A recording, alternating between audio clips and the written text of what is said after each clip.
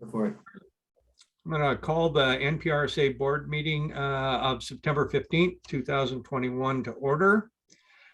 Pursuant with Governor Inslee's Stay Home, Stay Healthy Proclamation 2025. And in an effort to curtail the spread of COVID-19 virus, this board meeting will be conducted remotely. Members of the public are encouraged to attend and participate in the meetings remotely, and you can find that information on our website. With that being said, I'd like to call a roll call. Okay, Chair Tom Agnew. Right here. Thank you. Vice Chair Bess Campbell. Alternate Board Member McAuliffe. Board Member Marshall. Board Member Mead. Alternate Board Member File. Present. Board Member Lambert. Here. And Board Member Dembowski. Here. We have a quorum, so we will move forward. Are there any changes to the agenda for tonight? Hearing none. Do we have any public comment? We did not receive any written requests for comment. However, we have several members of the public in attendance. If any of you would like to comment at this time, please use the Zoom raise hand feature and I will let you speak.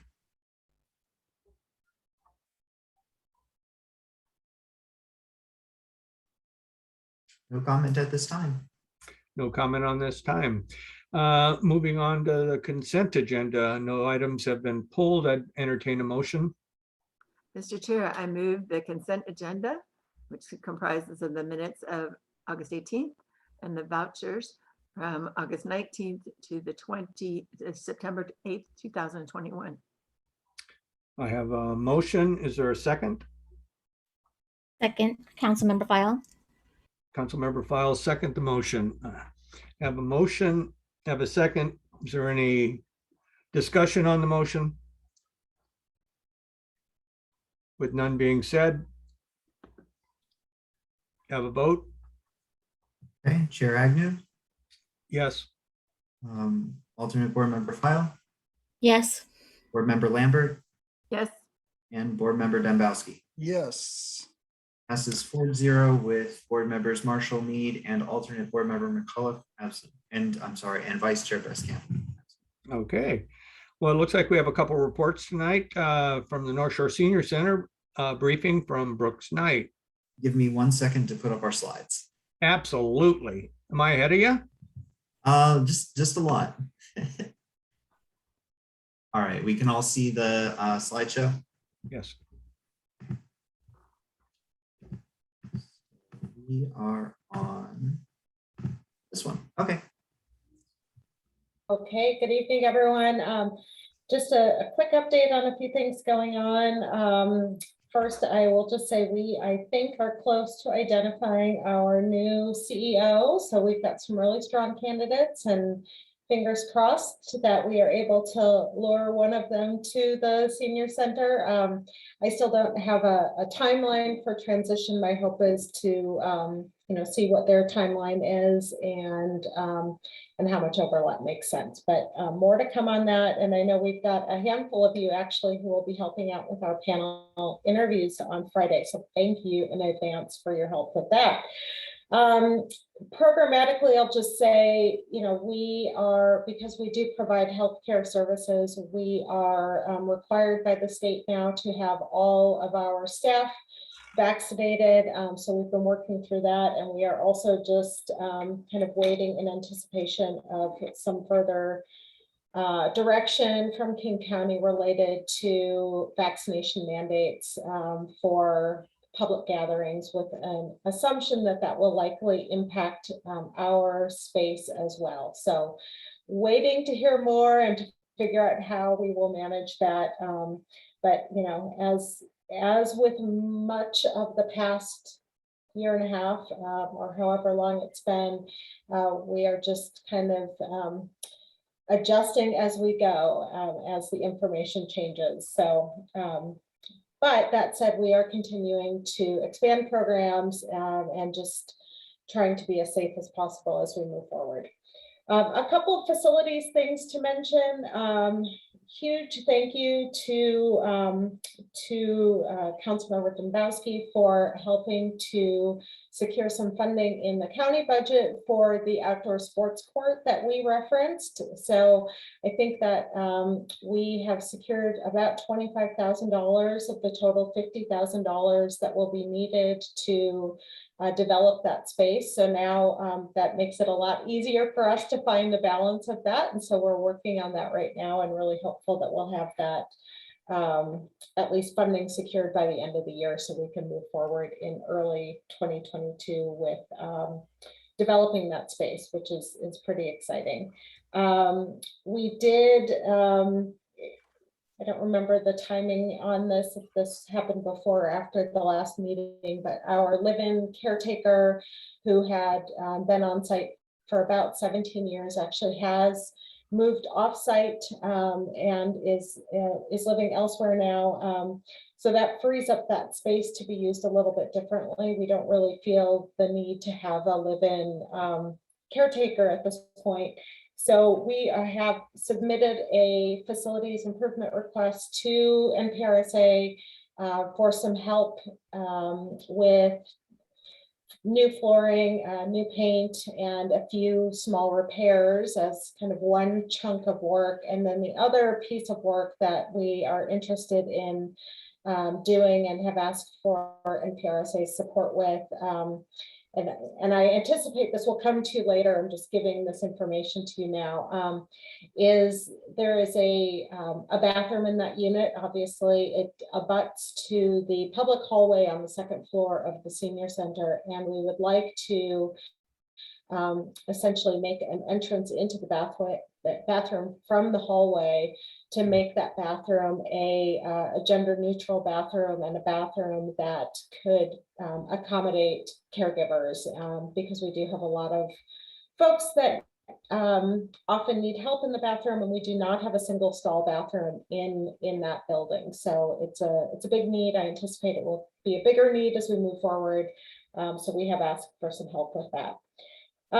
Couple of other facilities things. Our dance studio that you all approved us modifying a space for is finished and is currently in use. We're doing a lot of yoga in there. It's a beautiful space. It has a ballet bar, mirrors all along one wall. It's really a great space and has already improved our ability to provide that type of programming to people. So really exciting there.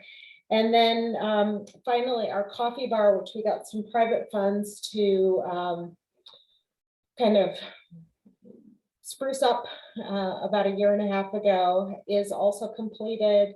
And it has passed the licensing.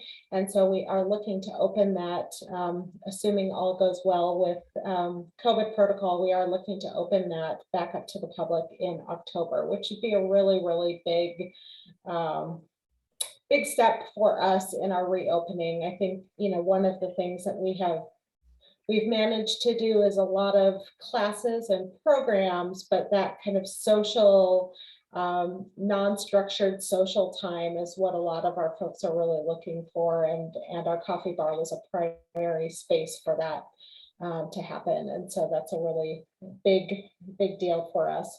And then finally, one of the things that we talked about a year or a year and a half ago was installing a small shed outside of the facility to hold some of our food pantry food, which has currently been in a classroom for the past year and a half.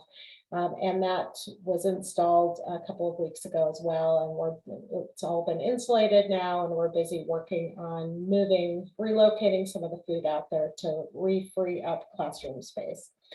So that's what we have going on from a facility standpoint, outside of, I think, all of the work that Christine and Barbara are taking the lead on, or Christine really taking the lead on. And I'm sure she'll talk a lot more about that. So happy to answer any questions. Are there any questions for Brooke? Is the shed refrigerated? It's not, no, it's mostly going to be used just for canned goods.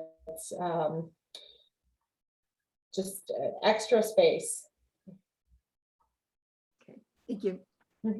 We did purchase two big commercial refrigerators in the past year with CARES Act funding from the city of Bothell, actually, that have been installed in our food pantry. And so we do have refrigerated space, but this is really just overflow for the, the stuff we're going through on a regular basis, the non-perishable stuff. Great, thank you. Dembowski. Go for it. Thanks, Tom. On the sport court, pickleball court, we got to 25,000 in our youth and amateur sports grant for District 1 allocated, which is about, I think, half the cost. That's from a car rental tax. I'm wondering if staff could help us explore whether or not the levy proceeds that we adopted or that the voters adopted could match the other half of that project costs from the NPRSA. And anyway, that's my question, to see if we can finish off that funding for them. That's an interesting approach. I was actually thinking the same thing when you were talking earlier. So we probably need to have one of the lawyers take a look at it, see what we can do and how we can do it. You agree, Becky? It seems like it's a capital improvement, and I just don't know what our scope was on the levy, if it was just repair and maintenance, or if we have some flexibility for some improvements. Okay. Christine and Barbara, you can weigh in at any time. But yeah, I think we do need to go back and take a look at that. I think there is some flexibility in how the board chooses to approve the funds. I think it's just important to note that anything that's funded, it of course will take away from the amount for any capital repairs. They're in their capital repairs plan. And unfortunately, we're finding that many of those projects are going to be a lot more expensive than we anticipated. So, but I think that's an action item. Christine, is that okay with you if we take that back and do some more research?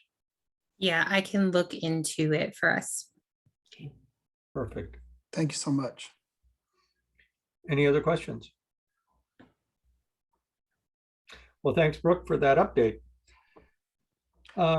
Next, we have the NPRSA capital repairs update. Christine, you want to take it from here? Yep, I will take the wheel. So looking at, we kind of have created this nice little spreadsheet for you guys to look at. So you guys could look at where we're at in each project. Number one, if the project has a 0 next to it, that means we have not proceeded. We're just doing investigation on the project. And then once we do a project intake form with our general contractor, that's number one, step one. Step 2 is the initial scope. Step 3 is the 30% design. At step 4, I will be reaching out to you guys to get board feedback on each of the projects. And then 5 is 70% design, 6 final contract. Then we have construction start for 7, 8 is construction completion, and 9 final inspection, and then 10 closes the project out. So I'm going to give you guys kind of a summary of each of these. The water heater, that is completely done and the project has been closed out. The HVAC and let's see, the HVAC replacement, we moved that over to what is this? HVAC based upgrades. Sorry, I'm trying to match these up.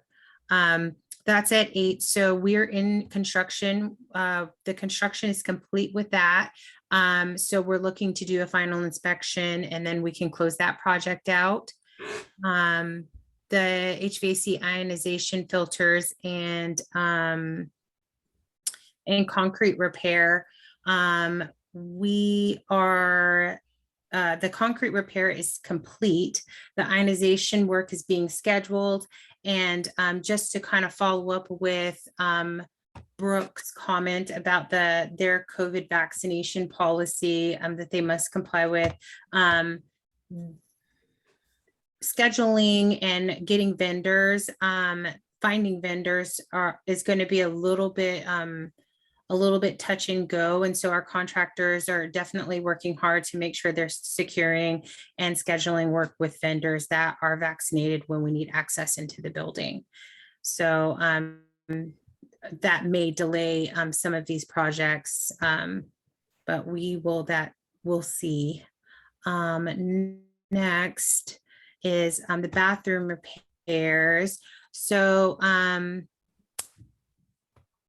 the bathroom repairs, so work is being scheduled to finish up the project. And so as soon as I get that schedule, we'll be moving forward with that.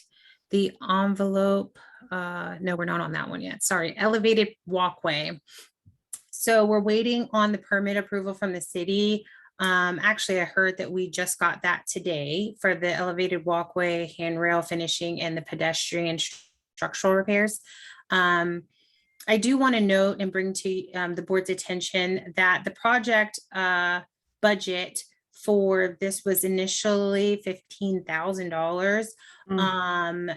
And because of structural repairs, hazardous material removal, and necessary traffic revisions, the cost is nearing $800,000. So this is one that initially, I think the thinking was just to have it, kind of sandblasted and spray painted. But then when we actually got in there and had, architects and structural engineers look at it, there are some structural repairs that need to be done. And hazardous material, meaning there is lead in the paint. So of course we have to do what we need to do to mitigate any of that material entering the waterway. So we're working through that. And I think we're trying to finish up this project this year, the bridge project this year. So working through that. HVAC replacement, that one is, we actually, me and the contractor decided to move that project to 2022, along with the North Shore Center roof replacement. So we'll be doing those two projects together in the spring. And then we have the envelope repairs.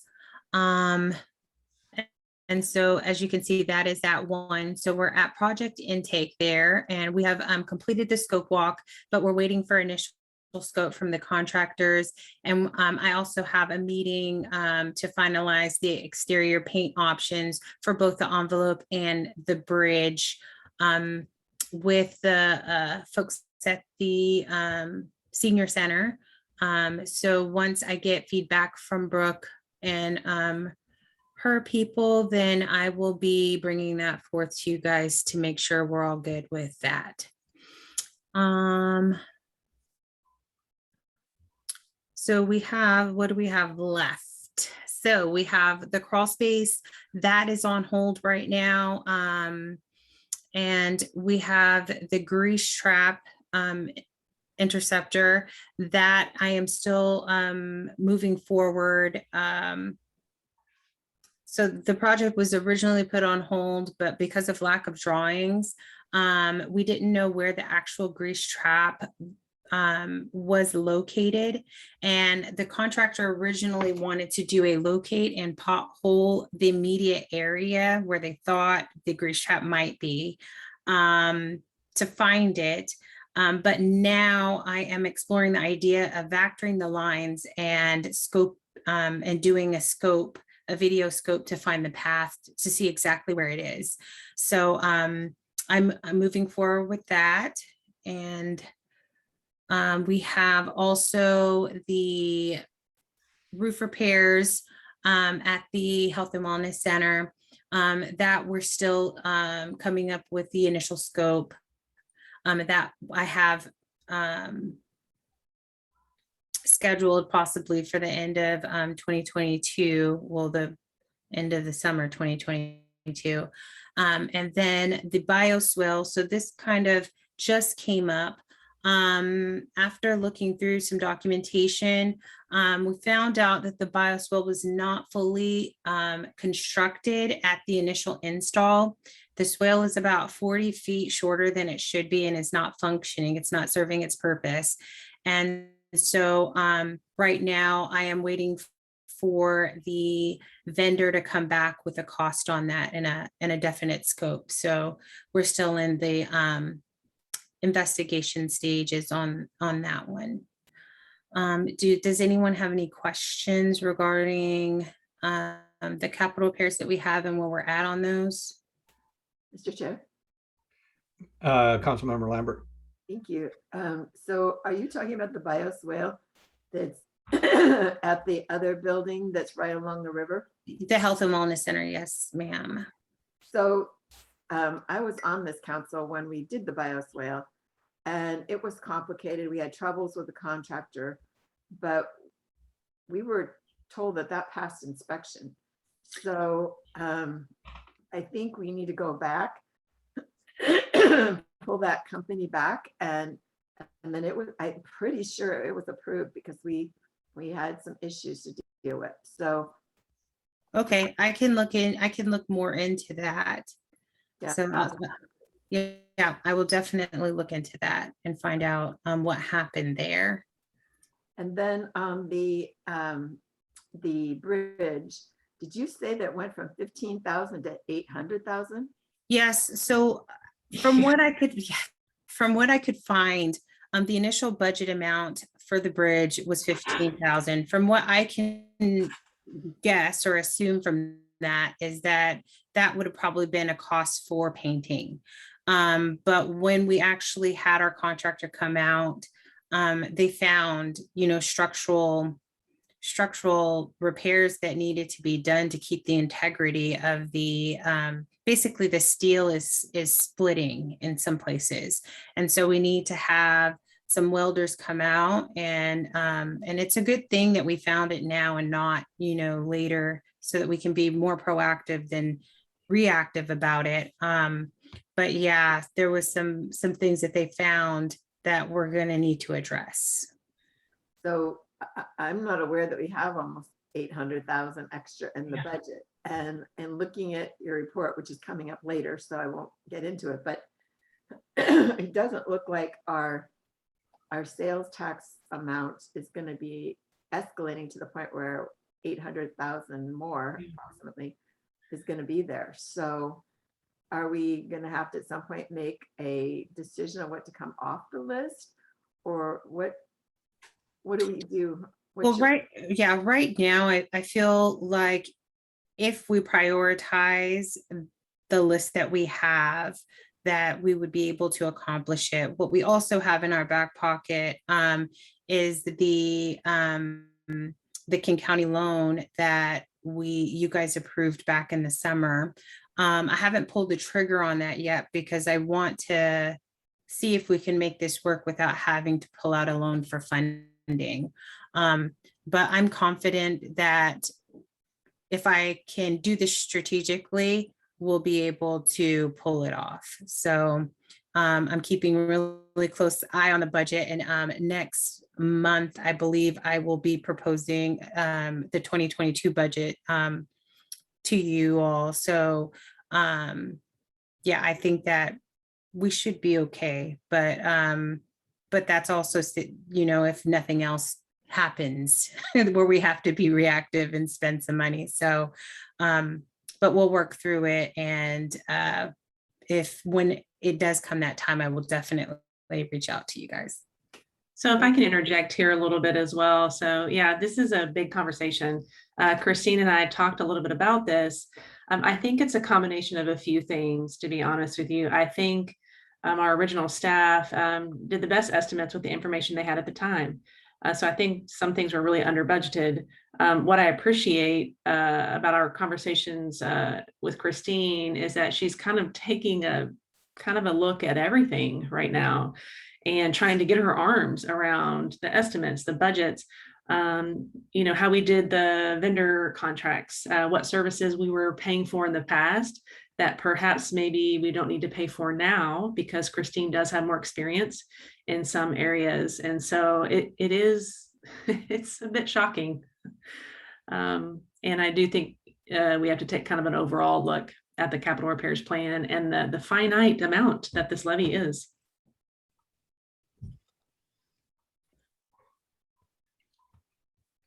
Any other questions?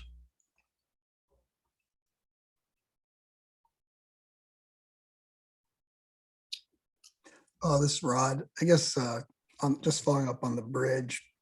I guess before I would vote to proceed on that, I would definitely want to see more details and maybe get a, Tom, can we value engineer it? I mean,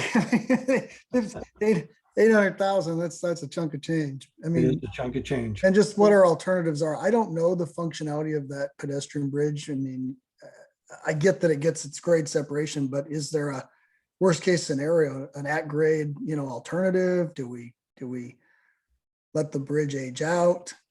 I mean, I don't know. Is it essential to the functioning of the two centers? If I can pop in real quick with an answer to that.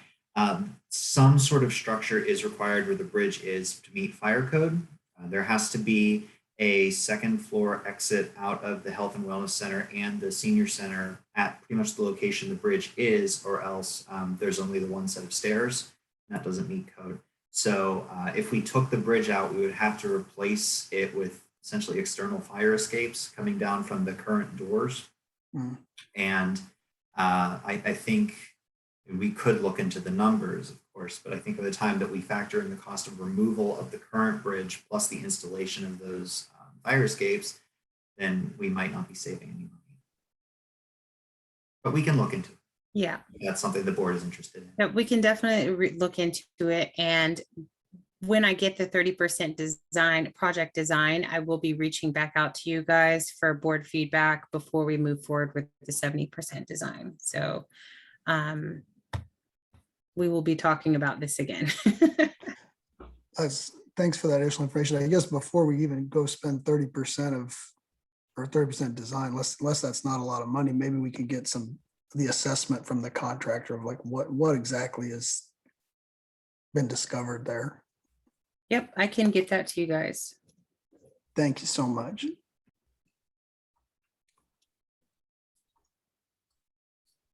Any other questions? Well, Christine, thank you for that report. It was definitely eye-opening, without a doubt. We have two discussion items that we want to bring up. One is minute order 21-12, receiving the Q2 2021 financial report.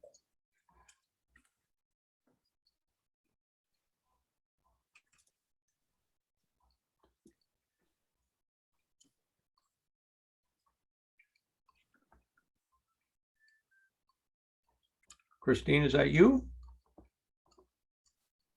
Oh, sorry. Is that me?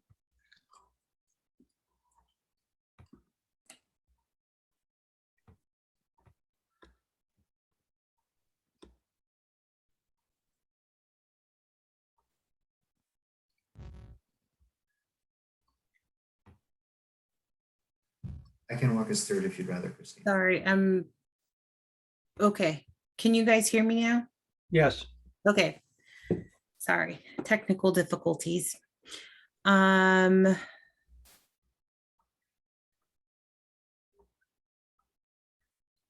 am not, sorry, I am not savvy on this portion. I can walk us through it. That will be better. So this is just 3 graphs essentially that compare our current revenues and our current expenditures with our budget projections. The full report is attached to your agenda if you want to read that, but just to highlight a couple of key points. We are currently slightly below our revenue projections for 2021. As of June, we were a little bit short, as you can see in this graph, but not dangerously so. And through the first couple months of Q3, we've been pretty much maintaining that. So we're still a little bit low of where we were expecting to be in September. But as you can see on this chart, we're expecting a fairly large increase in our revenue in October through to the end of the year. So we are hopeful that we can close some of that distance in Q4. But the sort of upside of this is that right now we are well below our projected expenditures. As Christine and Becky have alluded to, this expenditure estimate was based on the best information we had at the time, which included sort of overly ambitious, we'll say, timetables on some of these projects. So we were expecting to have most of the things that Christine walked us through completed by the end of this calendar year. And it became apparent that even without the staff turnover that we had this summer, that's just not a realistic timetable. So in some ways, that's a good thing, because now it means that we have some cash in the bank.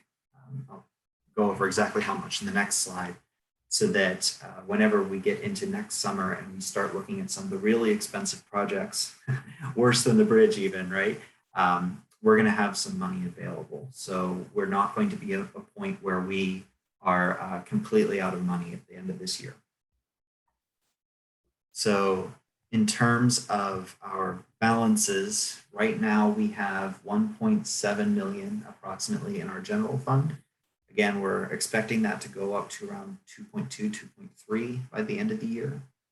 And our bond fund has an additional $320,000 in it right now. And that also we expect will increase by the end of the year. Are there any questions that you have on this? I know this was quick and cursory, but again, there's more detail in the agenda packet if you would like to review it. And we will be providing you with the updated Q3 numbers, I believe, at our next meeting.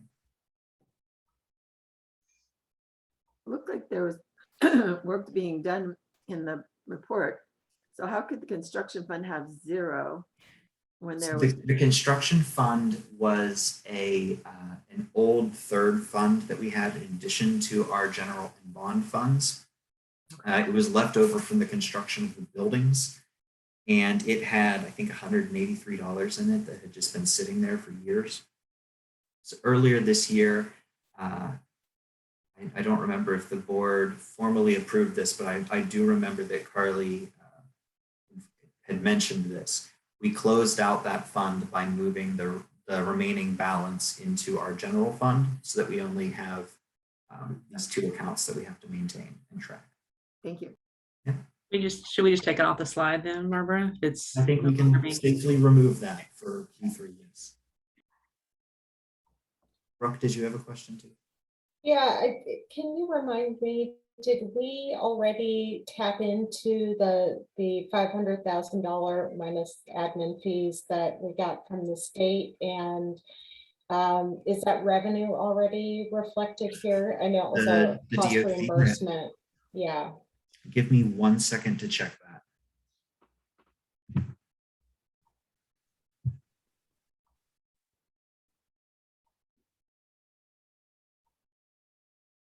There you go.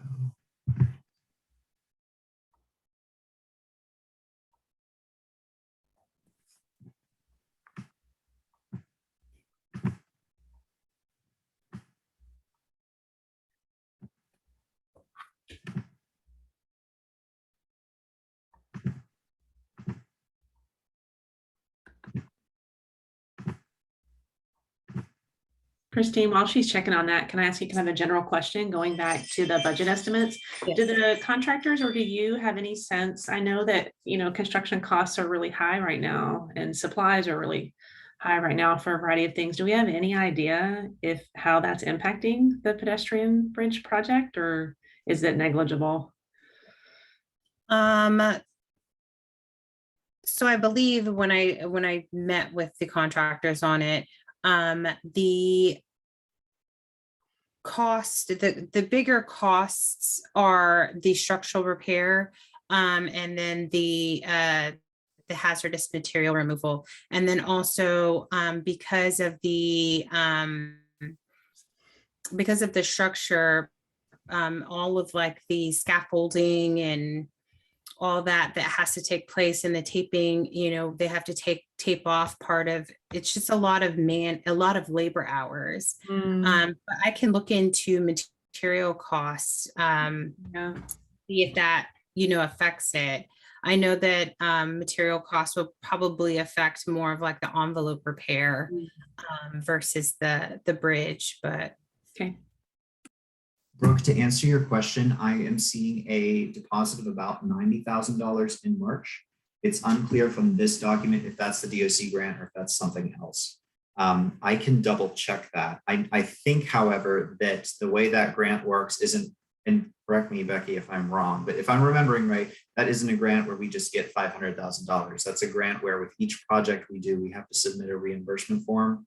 And then, yes, based on what I'm seeing here, we have not yet utilized that. So that's an extra 400,000 essentially on top of these numbers. Yes, that we would have available. Thank you. Yeah. Thomas, is it okay? I think it would be good to, instead of say construction fund, like Becky just asked a minute ago, to put on the slide the grant from the state so that we don't forget it. Because I think that's important that we document that we know that. I believe Christine and I had been discussing starting to send in some reimbursal forms. And as we do that, I can certainly add a line to this sort of summary page on both the slides and in the actual report that tracks how much of that grant we have used and how much of that grant is still available for us. That's a good idea. That'd be good information to have. Thank you, Kathy. Any other questions? I hate to ask another question, but I thought that grant had to be spent within the biennium. So I'm not sure exactly when that runs out, but I want to make sure that the end of the biennium or whenever the financing time is, that we send it, we don't lose any of it. So you might want to find out when the term of it is up. Yeah, I think there was an opportunity to request that it be extended beyond the biennium, but yeah, if it hasn't already, if we haven't already exceeded the biennium, because we've been in COVID now for a long time in this strange time warp, it would be July or June 30th. So. Okay. Yeah, let's look into that. And if you guys can give us some information on that a little later on, we'd appreciate it immensely. Definitely will do. Any other questions, any other comments on the cash balance? Then moving right along, I would entertain a motion. I think we have to approve. Yeah, you need to formally receive the report. So that requires a motion, a second, and then a vote.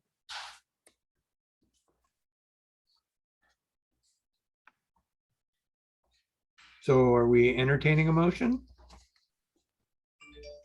Mr. Chair, I move to receive the report and have the minutes note that there are questions about the state appropriation and its status. I have a motion moved by Councilmember Dabowski that says he wants to receive the report and have other information added to the report that we've discussed. Is there a second? Second. I have a second by Council Members File and Lambert, and I'm not sure which one you want to put in there. Put in file. Okay, file it is. Any discussion? Can I have a vote? Chair Agnew, Yes. alternate board member File, Yes. board member Lambert, Yes, and board member Danbowski. Yes, Okay, that passes 4-0 with Vice Chair Bess Campbell, alternate board member McAuliffe, and board members Marshall and Mead absent. That's a mouthful. That is a mouthful. Thank you very much. Moving right along, we have consideration of a minute order number MO-21-13, approving a tenant agreement. Okay, so the new proposed tenant agreement was included in the agenda packet. I hope you all got a chance to look at it. Our current tenant agreement, which dates back to 2016 and is the agreement under which the North Shore Senior Center and Brooke and her staff operate out of our facilities, is set to expire at the end of this year, so December 31st of 2021.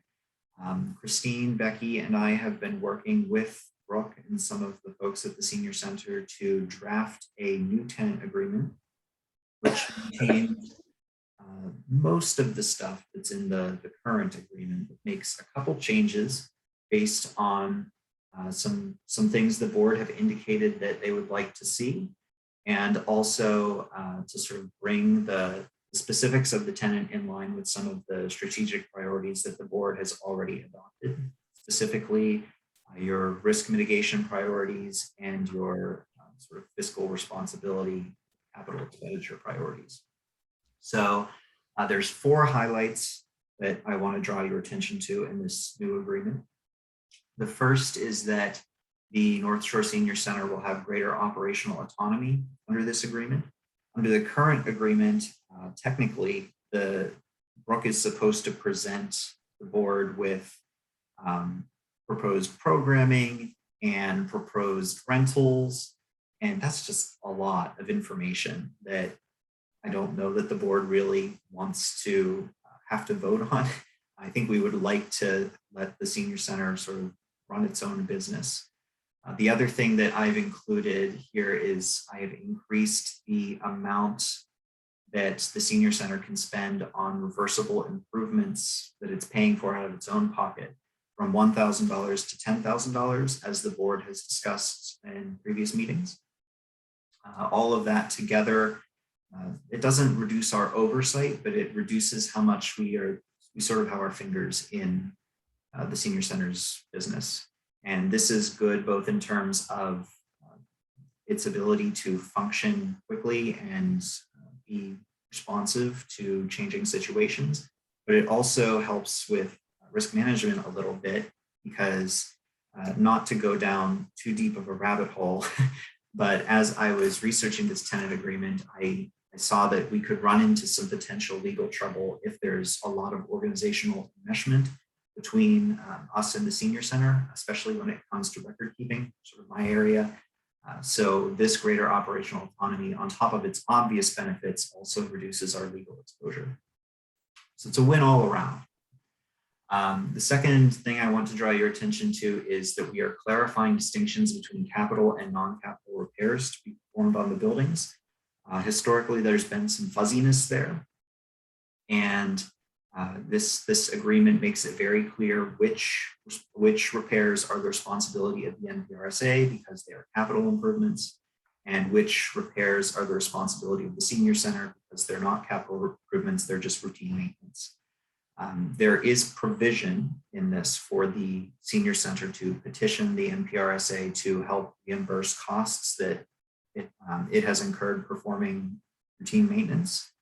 But this does help create and maintain that distinction. I think based on what Christine was showing us in terms of our budget and our projects that we're looking to do, being able to really see that distinction clearly to help us prioritize what we want to spend money on first and what we want to spend money on if we still have any when we're done, I think will help the board to make sure that it can prioritize and fund all the projects that we want to complete.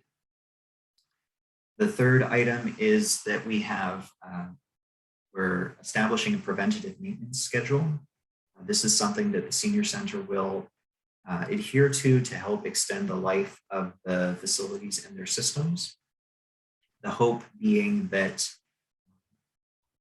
just lengthens the time before we'll need to have new capital repairs, because the systems being kept in good order will extend their useful life. And the last item that has been a significant change is we clarified expectations about documenting this routine maintenance, so that even though we, of course, trust the senior center and we know that they are maintaining the systems, we need to have documentation of that happening just for our own use, so that we know what work is being performed if and when eventually we do need to replace those systems or perform more significant repair. We will be able to go back and see what is the history of maintenance and repair that has already been performed. Should the board approve this version of the tenant agreement, then the next step would be for it to go before the senior center's board. They would review it, and as long as it's their liking, we would all sign it and have it in place soon, but before the current agreement expires. Does anyone have any questions about what you saw in the agreement attached to the agenda, or about what I've just told you in summary?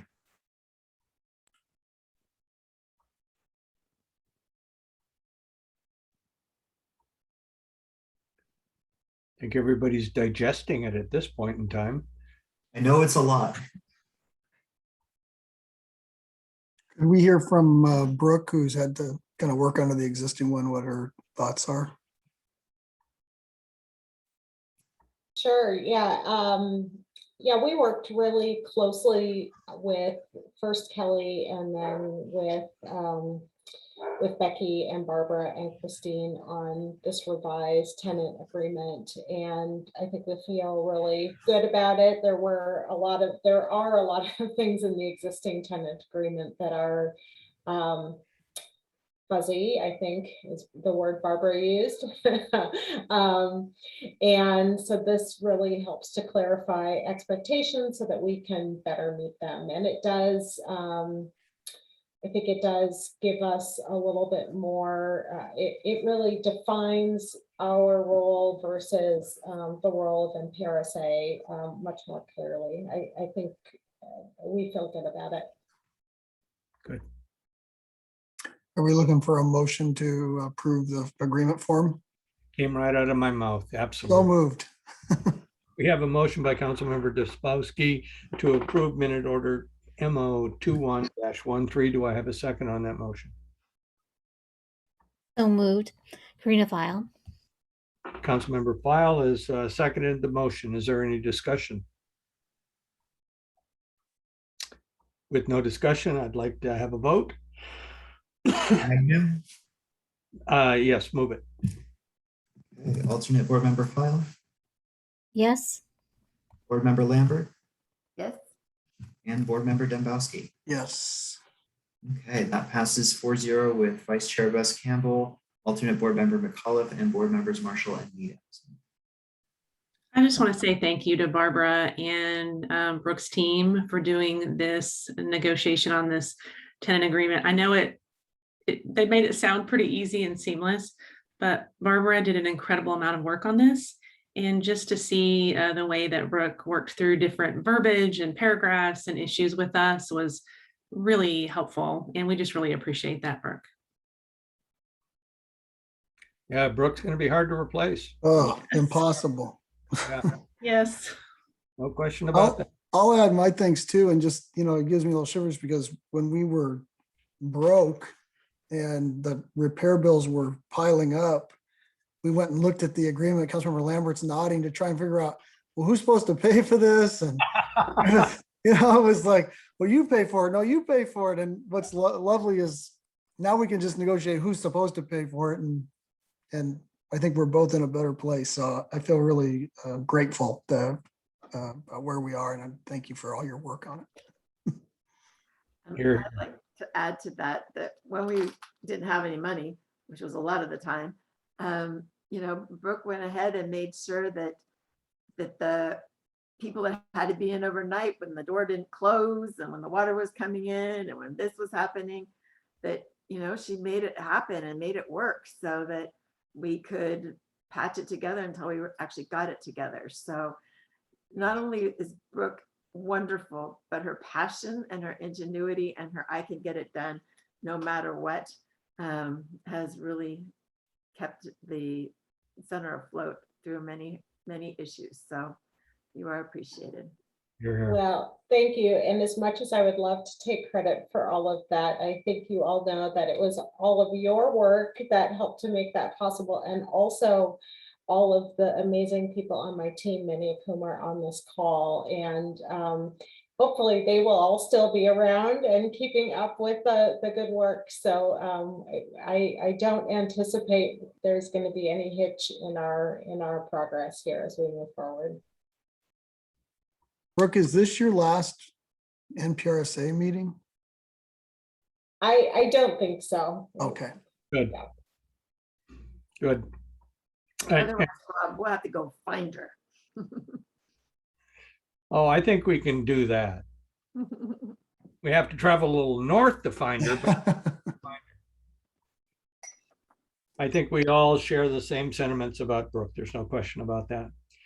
Well, it looks like we're into future meetings, October 20th, November 17th, and then my last one, December 15th. Woo-hoo! Oh, Bad news. I know you guys are going to be just fine. Trust me, you guys are going to be just fine. I just wanted to thank all of you for attending and being here. We had a quorum, we got it done, and I respect your time, and I try to move these on as fast as possible. So Kathy, have a good drive to Ellensburg. Thank you. Mr. Chair, Go could ahead. we, in putting the next agenda together, if it is Brooke's last meeting, I'd like to request that we have an item of recognition for her, and we'll fill the contents of that out. But for those viewing, let's create some space to reflect and appreciate her. I think we can make that happen, Councilmember. Thank you, Mr. Chair. It's Oh. also an opportunity for her to reconsider. Absolutely. Well, with no other comments, I think we're adjourned for the night. Thank you, everybody, for your time. I appreciate it. Nicely done. Have a good night. Thank you. Good night. Good night. Welcome to you, Karina. Nice to have you. Thank you, Kathy.